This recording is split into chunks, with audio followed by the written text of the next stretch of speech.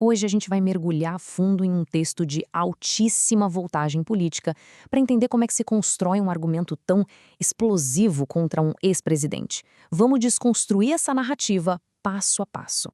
Então, vamos lá, direto para o coração do texto. Essa publicação, de 22 de novembro de 2025, já parte de uma alegação principal que serve de base para tudo que vem depois. O que exatamente o autor afirma que aconteceu? Para a gente entender direitinho como esse argumento foi montado, vamos quebrar ele em 5 partes, começando pela alegação principal, e daí a gente segue esse fio da meada até chegar no veredito final do autor. Vamos começar então pela alegação principal, né? A faísca que basicamente dá início a tudo no texto.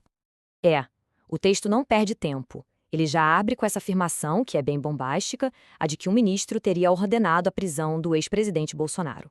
Isso já estabelece o tom de todo o resto, qualificando essa suposta ordem como um ato arbitrário e até criminoso.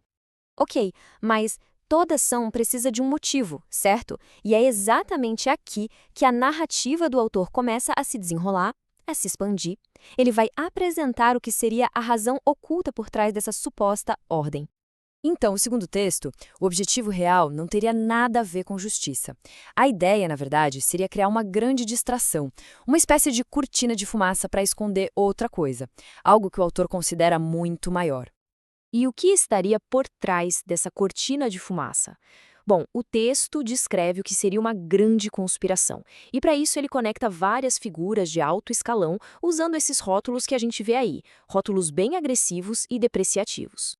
Pois é, e esse suposto escândalo, na verdade, ele serve como um trampolim, um ponto de partida para um ataque muito mais amplo que mira não só em pessoas, mas em todo o sistema judicial.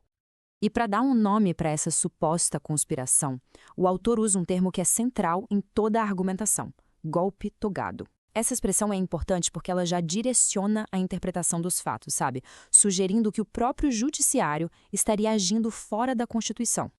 A linguagem usada para descrever a mais alta corte do país não deixa nenhuma dúvida sobre a visão do autor. A instituição é chamada de Suprema Casa de Horrores, uma expressão que carrega um peso enorme. E a crítica não para na instituição, ela se torna muito pessoal, muito agressiva. Os ataques são diretos a um ministro específico, com adjetivos que buscam desqualificá-lo tanto no campo moral quanto no intelectual. Diante de acusações tão sérias, o autor lança uma pergunta no ar, uma pergunta retórica. Por que os outros poderes não reagem? A narrativa aqui sugere que existe alguma força oculta impedindo que eles ajam. Depois de todo esse ataque focado no judiciário, a narrativa dá uma virada surpreendente. O autor muda o foco e aponta as críticas para um novo alvo, o próprio ex-presidente Bolsonaro. O texto, então, começa a listar o que considera uma série de erros estratégicos, uma sequência de decisões ou de omissões que, na visão do autor, teriam preparado o caminho para a situação atual. Então, o ponto central da crítica a Bolsonaro é exatamente esse contraste. De um lado, uma suposta passividade disfarçada de legalidade. Do outro, a ação de força que o autor acreditava ser necessária. Bom, e depois de todos esses pontos, a ordem de prisão, o escândalo, o golpe togado e os erros de Bolsonaro, tudo isso leva a um julgamento final, uma conclusão bem abrangente sobre a situação toda. A conclusão do autor é um veredito implacável, não só contra indivíduos, mas contra todo o sistema. A linguagem escolhida, corrompidas e apodrecidas, busca claramente transmitir um sentimento de repulsa total. E é interessante notar que o autor se antecipa a qualquer crítica.